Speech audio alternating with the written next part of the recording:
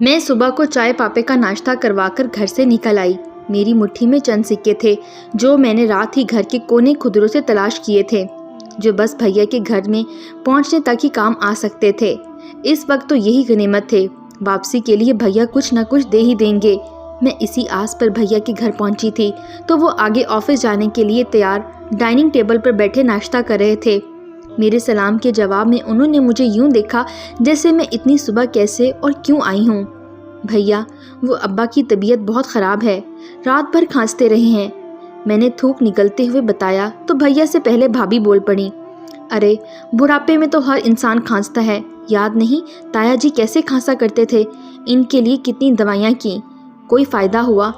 میں نے بے بسی سے بھیا کو دیکھا تو بھابھی پھر شروع ہو گئیں، مہنگائی دیکھ رہی ہو، آسمان سے باتیں کر رہی ہے، کتنے اخراجات ہوتے ہیں، بچوں کی فیسیں، بلوں کی ادائیگی، راشن پانی، میرا میاں ایک کمانے والا ہے، اوپر سے تم مہینے کے آخر میں پیسے مانگنے آ گئی ہو، کہاں سے دیں؟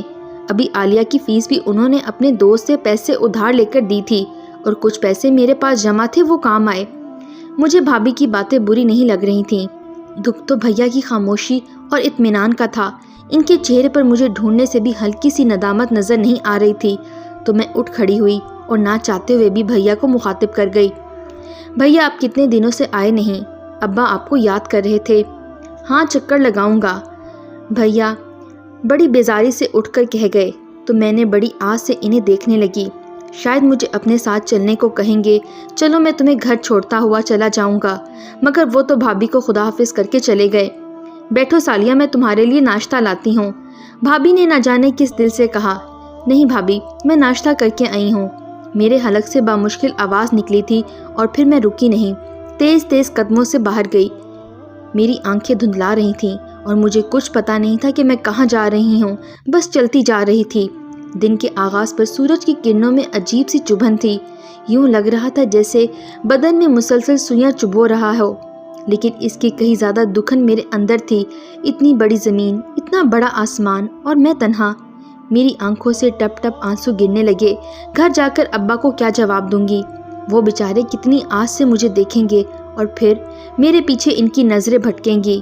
شاید بھیا آئے ہیں، اور بھیا، اف، میرے ہونٹوں سے سسکی نکلی تھی۔ بڑے بھیا پلوٹھی کی اولاد ہونے کی وجہ سے اماں ابا کی مشترکہ محبت کے حقدار تھے، اور ان کا پلہ اس لیے بھی بھاری تھا کہ ان کے بعد دو بیٹیاں مریم اور میں تھی۔ یہ نہیں تھا کہ ہم دونوں نظر انداز کر دی گئی تھیں یا ہماری کوئی اہمیت نہیں تھی، بس بات یہ تھی کہ اکلوتا چاند آسمان پر منفرد نظر آتا ہے، سو بڑے بھیا ایسے ہی تھے۔ اسکول کالج میں 3rd ڈویژن لے کر آنے والے بڑے بھیا یونیورسٹی میں ایک حسینہ کے عشق میں گرفتار ہو گئے اور عمر قید کی سزا کے ساتھ ان کے غلام بن گئے۔ اماں کے لیے یہ صدمہ گہرا اور تکلیف دینے والا تھا، کیونکہ انہوں نے بڑے بھیا کے لیے الگ خواب سجا رکھے تھے جو یوں مٹی میں ملی کہ اماں بھی منو مٹی تلی جا سوئیں۔ ابا نے کڑوا گھونٹ بھرا اور اپنے کمرے تک محدود ہو کر رہ گئے، اور بھابھی روایتی رسموں کی کتابیں پڑھ کر آئی تھیں۔ نندوں اور سسر کو برداشت کرنا دور کی بات، وہ انہیں دیکھنا بھی پسند نہیں کرتی تھی، اور وہ اس کا اظہار برآمدہ کرتی تھیں۔ بڑے بھیا ان کے عشق میں اندھے ہو چکے تھے، پھر بھی اتنی مروت ضرور دکھائی کہ ہمیں گھر سے نکالنے کی بجائے خود ہی الگ ہو گئے، اور ایسے گئے کہ اب عید بقرہ عید پر بھی شکل دکھاتے ہیں۔ پھر مریم باجی کو بڑے بھیا سے 5 سال چھوٹی تھیں، اور انٹر بھی ابھی نہیں کیا تھا کہ اماں کی 2nd کزن نے اپنے بیٹے سجاد کے لیے ان کو پسند کر لیا۔ کیونکہ اماں کے انتقال کو ابھی زیادہ عرصہ نہیں ہوا تھا، اس لیے ابا نے بہت سادگی سے مریم باجی کو سجاد کے ساتھ رخصت کر دیا، اور اب میں ابھی انٹر کی اسٹوڈنٹ تھی۔ مجھے پڑھنے کا بہت شوق تھا، اور میں بہت سارا پڑھنا چاہتی تھی، MA PhD، اور پھر میں بہت بڑی آدمی بن جاؤں گی، یہ میرے خواب تھے۔ ابا کی بیماری نے میرا کالج بھی چھڑوا دیا۔ مجھے اپنے خوابوں کے ادھورے رہ جانے کا اتنا ملال نہیں تھا جتنا ابا کی بیماری نے پریشان کر دیا تھا۔ میں ہمہ وقت ان کی خدمت میں لگی رہتی، لیکن صرف خدمت سے کیا ہوتا ہے، دعا دارو بھی تو ہو۔ ہمارا گزارا اوقات صرف ابا کی پینشن پر تھی، جس میں دال روٹی مشکل سے چلتی، دوا کے پیسے کہاں سے لاتی۔ پچھلی 3 راتوں سے ابا بالکل نہیں سوئے تھے، دمے کا اٹیک بہت شدید تھا۔ میں پوری رات ان کی پیٹھ سہلاتی رہتی، اور اب میں اسی سلسلے میں بڑے بھیا کے پاس گئی تھی، ابا کو ڈاکٹر کو دکھا دیں، لیکن ان کے کان پر تو جوں بھی نہیں رینگتی تھی۔ لوگ بیٹے کی آرزو اس لیے کرتے ہیں کہ وہ بڑا ہو کر ان کا سہارا بنے گا، لیکن اب تو یہ باتیں خواب و خیال ہی ہو گئی ہیں۔ میں چلتے چلتے جانے کہاں نکل آئی تھی۔ سورج اب سوا نیزے پر آ گیا تھا۔ میرے حلق میں کانٹے چبھ رہے تھے، ٹانگیں الگ شل ہو گئی تھیں۔ میں نے ہتھیلیوں سے آنکھیں رگڑ کر اطراف کا جائزہ لیا تو میرا دل مزید بوجھل ہو گیا۔ سامنے مریم باجی کا گھر تھا۔ میں کتنی دیر کھڑی ان کے دروازے کو تکتی رہی، سمجھ میں نہیں آ رہا تھا کہ کیا کروں۔ واپس پلٹنے کی ہمت نہ تھی مریم باجی سے ملنے کی، کیونکہ ان کی حالات بھی بہت اچھی طرح جانتی تھی۔ بیچاری کتنی مجبوریوں میں گھری ہوئی تھیں۔ بھرا پڑا سسرال تھا، ساس سسر جیٹھ جٹھانی 3 دیور اور ایک طلاق یافتہ نند جسے مریم باجی سے خدا واسطے کا بیر تھا۔ ان کی خدمتوں سے جو وقت بچتا وہ مریم باجی کے 2 چھوٹے بچوں کے حصے میں آتا تھا۔ میں نے سر اونچا کر کے آسمان کو دیکھا کہ شاید میرے خشک حلق میں وہی 2 بوندیں ٹپکا دے، لیکن وہ تو سورج کی تمازت میں جل رہا تھا۔ تب نہ چاہتے ہوئے بھی میں نے مریم باجی کے دروازے پر دستک دے ڈالی، اور پہلی دستک پہ ہی دروازہ کھلنے کے ساتھ ہی مریم باجی کا چہرہ نظر آیا تو میں بے اختیار ان سے لپٹ گئی، لیکن شکر ہے آنسو اندر اتر کے رسوائی سے بچا گئے۔ مجھے پتہ نہیں کیوں صبح سے ایسے لگ رہا تھا کہ تم آؤ گی۔ ابا کی طبیعت کیسی ہے؟ انہیں بھی ساتھ لے آتی، بچوں کی وجہ سے فرصت نہیں ملتی، ورنہ روز سوچتی ہوں تم سے اور ابا سے مل آؤں۔ مریم باجی میرا ہاتھ پکڑے ہوئے نظریں چرا کر بولتے ہوئے مجھے اپنے کمرے میں بٹھا کر جلدی سے پانی لے آئیں، تو میں نے جھپٹنے کے انداز میں ان کے ساتھ سے گلاس لے کر ایک ہی سانس میں خالی کر دیا تو وہ پوچھنے لگیں، کھانا کھاؤ گی؟ لاؤں؟ نہیں باجی، میں نے اپنی دہائیاں دیتے پیٹ کی ایک نہیں سنی اور سہولت سے منع کر کے ان کا ہاتھ پکڑ کر اپنے ساتھ بٹھا لیا۔ بس آپ کچھ دیر میرے پاس بیٹھیں۔ کہاں سے آ رہی ہو؟ مریم باجی میری شکل دیکھ کر ٹھٹکیں۔ بڑے بھیا کے ہاں گئی تھی۔ میں نے کوشش سے سرسری انداز اختیار کیا تھا۔ خیریت؟ اور خیریت کہاں تھی، ضبط جواب دے گیا۔ آنسو اس روانی سے چھلکے کہ مریم باجی سمٹتے سمٹتے تھک گئیں۔ بس کرو سالیہ، مجھے بتاؤ کیا ہوا ہے۔ مریم باجی خود روحان سی ہو گئی تھیں اور انہیں پریشان نہیں کرنا چاہتی تھی، لیکن اب کچھ چھپانا بھی ممکن نہیں تھا۔ میرے آنسو نے ان کو سب کچھ سمجھا دیا تھا۔ ابا کی طبیعت خراب ہے، میں یہی بتانے بڑے بھیا کے پاس گئی تھی، لیکن انہوں نے کوئی توجہ نہیں دی۔ باجی میں کیا کروں، مجھ سے ابا کی تکلیف نہیں دیکھی جاتی، کاش میں انہیں کسی اچھے ڈاکٹر کو دکھا سکتی، میں روتے ہوئے بول رہی تھی۔ مریم باجی ایک دم چپ ہو گئیں، پھر اٹھ کر الماری میں جانے کیا تلاش کرنے لگیں تو میں اٹھ کھڑی ہوئی۔ میں چلتی ہوں باجی، ابا اکیلے ہیں؟ ہاں 1 منٹ۔ مریم باجی نے فوراً الماری بند کی اور اپنی بند مٹھی میرے ہاتھ میں کھول کر میری مٹھی بند کر دی۔ باجی ابھی یہ تھوڑے سے پیسے ہیں، تم اس سے کام چلاؤ، پھر میں سجاد کے ساتھ چکر لگاؤں گی تو ہم ابا کو ڈاکٹر کے پاس لے جائیں گے۔ لیکن باجی، مجھے اپنی مٹھی میں پیسے چبھنے لگے تھے، یہ فرض تو بھیا کا تھا۔ اچھا بس کچھ کہنے کی ضرورت نہیں ہے، باجی نے مجھے ٹوک دیا، پھر تسلی دیتے ہوئے مجھے دروازے تک چھوڑنے آئیں تو پھر میں ان سے لپٹ گئی۔ باجی ابا اچھے ہو جائیں گے نا؟ انشاءاللہ، ابھی تو انہیں تمہاری شادی کرنی ہے۔ مریم باجی نے بڑے پیار سے میری ٹھوری کو چھو کر مجھے بہلانے کی کوشش کی تو وہ مسکرائیں اور ان کو خدا حافظ کر کے تیزی سے چل پڑی۔ اپنے گھر تک آتے ہوئے میں خود بھوک سے نڈھال ہو چکی تھی۔ ابا کا جانے کیا حال ہوگا، مجھے اور کچھ سمجھ نہیں آیا تو بیکری سے ڈبل روٹی، انڈے اور دودھ لے کر نکلی تو سامنے انکل حیدر نے پکار لیا۔ حیدر انکل ہمارے محلے کے معتبر شخص تھے، گارمنٹ فیکٹری تھی، شرافت اور صداقت میں پورا محلہ ان کی گواہی دیتا تھا۔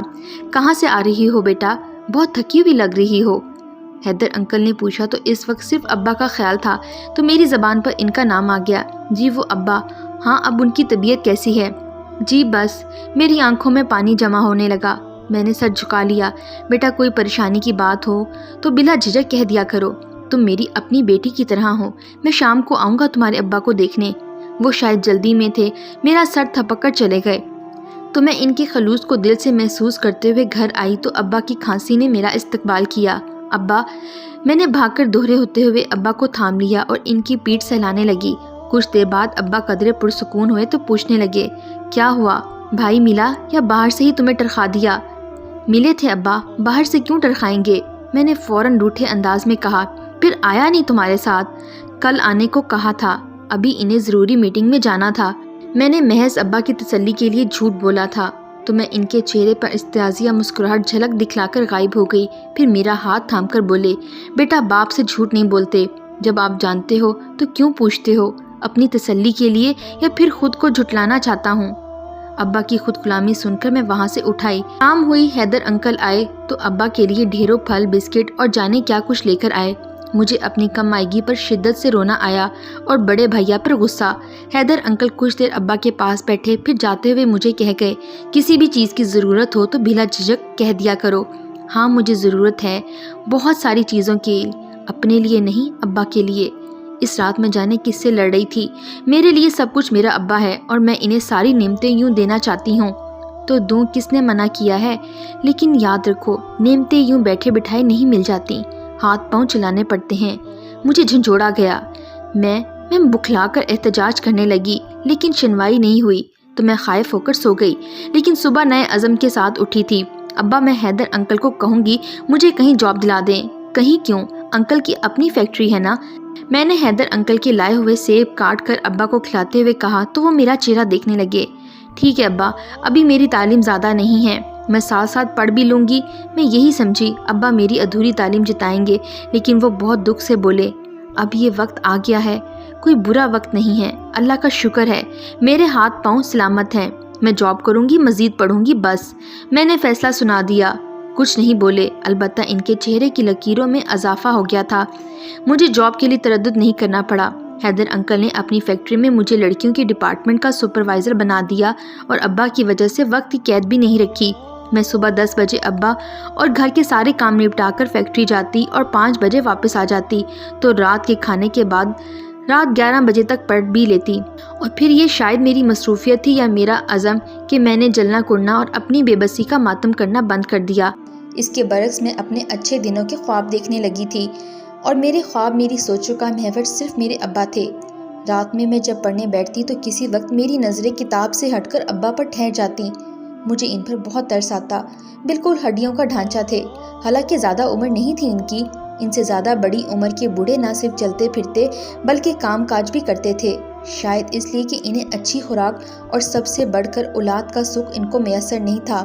کاش بھیا کو احساس ہوتا خود کتنے عیش و آرام سے رہتے ہیں اور ابا کا ذرا خیال نہیں۔ اس وقت میرا دل دکھ سے بھر گیا اور اچانک ایک خیال آیا کہ ابا کو کچھ ہو گیا تو نہیں، میرا دل کسی اتھاہ میں ڈوبنے لگا۔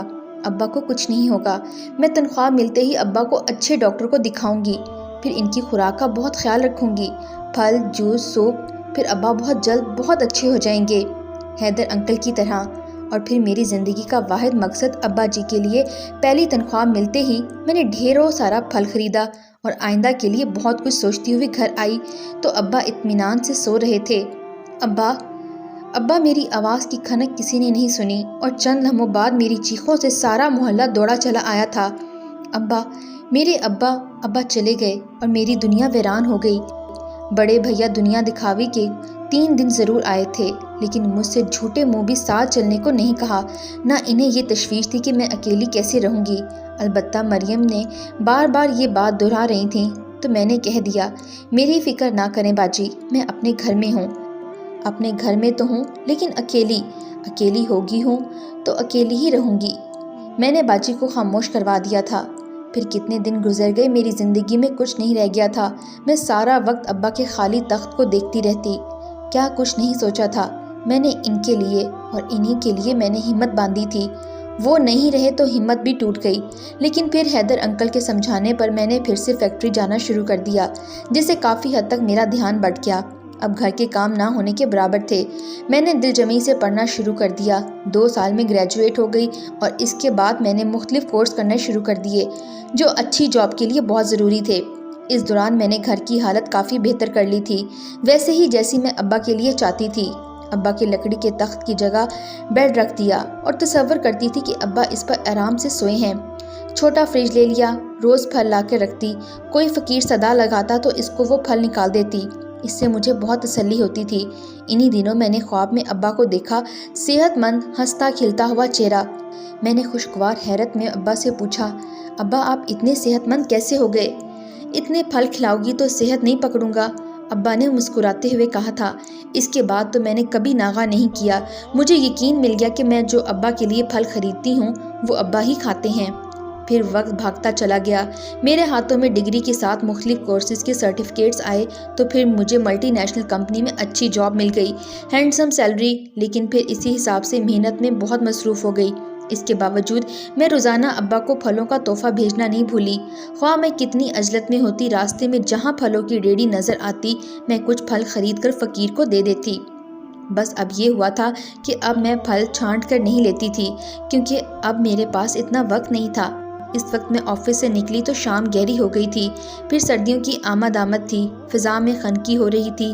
پھر ادھر ایک رکشہ میرے قریب آ کر رکا، ادھر میری نظر پھلوں والی ریڑھی پر پڑی تو میں نے رکشے میں بیٹھ گئی، اور راستے میں مجھے کوئی فقیر نہیں ملا، لیکن شکر ہے کہ گھر کی گلی میں داخل ہوئی تو سامنے سے فقیر آتا دیکھ کر میں نے جلدی سے پھل کا شاپر اس کو تھما دیا، گویا اب یہ مجھ پر بوجھ ہوتا تھا جسے میں فوراً اتار پھینکنا چاہتی تھی اور اس کے بعد مطمئن ہو جاتی۔ اس وقت بھی میری یہی کیفیت تھی۔ گھر آ کر میں نے کھانا کھایا، اس کے بعد کچھ دیر فون پر مریم باجی کے ساتھ گپ شپ کی، پھر سونے کے لیے لیٹ گئی۔ میری یہی روٹین تھی، صبح کیونکہ آفس کے لیے جلدی نکلنا ہوتا تھا اس لیے جلدی سو جاتی تھی، اور شکر ہے کہ مجھے نیند کے لیے جتن نہیں کرنے پڑتے تھے، میں فوراً سو جاتی تھی۔ لیکن پتہ نہیں کیا ہوا کہ میری آنکھ کھل گئی، مجھے کسی نے پکارا تھا۔ کون؟ میں نے گھپ اندھیرے میں ادھر ادھر نظریں دوڑائیں، کوئی نظر نہیں آیا، لیکن کوئی تھا۔ میرا دل ڈوبنے لگا۔ پھر ایک جھونکا آیا اور اس جھونکے میں واضح سرگوشی جس میں ہلکی سی سرزنش نے میری رگوں میں لہو منجمد کر دیا۔ بیٹا، پھل تو دیکھ کر لیا کرو۔